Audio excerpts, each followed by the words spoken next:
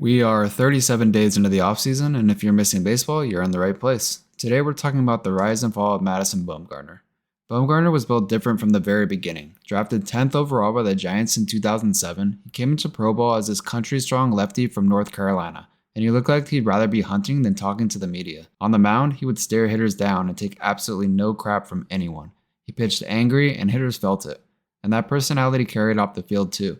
This dude literally wore jeans to his own wedding. That's just the kind of guy Mad Bum was. No flash, no nonsense, just business. Bumgarner's career can really be split into two completely different chapters, the San Francisco years and everything that came after. At his peak, there were legitimate seasons where he was right there with Clayton Kershaw in the conversation for best left-handed pitcher in all of baseball. From 2013 to 2016, Bumgarner was absolutely locked in. Over that 4-year stretch, he posted a 2.86 ERA, made the All-Star team every single season, and finished inside the top 10 of Cy Young voting each year.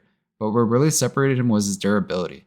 From 2011 to 2016, he threw at least 200 innings every season, 6 straight years of elite volume in an era where pitchers are babied more than ever. During that 6-year window, only Kershaw, David Price, and James Shields threw more regular season innings than Bumgarner, and only Kershaw managed to do it with a lower ERA.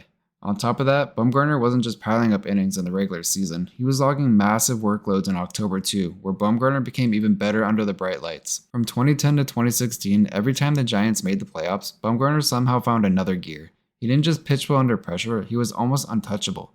In the postseason, he put up a career playoff ERA of 2.11, and in 3 World Series went 4-0 with a .25 ERA, facing the best lineups in baseball with everything on the line. And then there was the 2014 postseason run that will go down as one of the best ever. A 4-1 record, a 1.03 ERA, and 52.2 innings pitched in a single postseason, the most ever by a pitcher in history. He threw damn near the same amount of pitches in one postseason than a typical closer does all season long. He'd throw 2 complete game shutouts, and when the Giants' bullpen was cooked in World Series Game 7, he came out of the bullpen on 2 days rest and closed out the final 5 innings by himself to win San Francisco the title, ultimately earning him World Series MVP. All time, Bumgarner has the 6th most wins in a single postseason, 2nd for most postseason shutouts in a single postseason and career, 1st in games started in a single postseason, and 2nd in win probability added. Basically, when the pressure was highest, no one in his era was more reliable. That's why even today, when people argue about the greatest postseason pitchers ever, Madison Bumgarner's name should be right at the top of the list.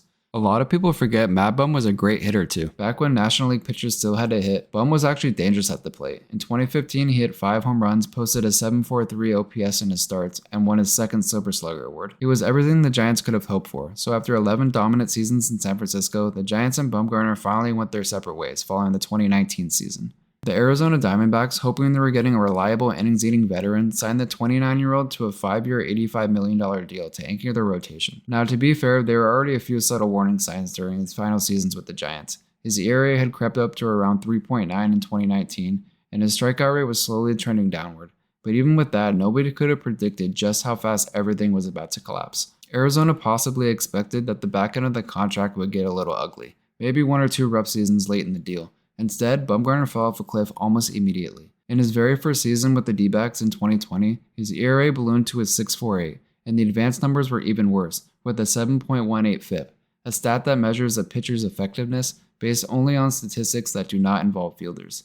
So this proved it wasn't just bad luck or defense, and over the next 2+ seasons, he never bounced back, finishing his Arizona tenure with a 5.23 ERA across 69 starts, and being designated for assignment. From the moment he put on a D-backs uniform, nearly every important stat moved in the wrong direction. His velocity dropped, his hard hit rate spiked, and hitters who once struggled to bat even .220 against him were suddenly crushing him for a .300 batting average. Some pitchers managed to stay productive well into their mid to late 30s, but Bumgarner's collapse came the second he left his 20s, and what made it even stranger is that there was no single catastrophic injury to explain it. His arm simply looked worn down. And when you think about the mileage, it starts to make sense. Bumgarner debuted at just 19 years old, went on multiple deep postseason runs, and consistently handled massive workloads.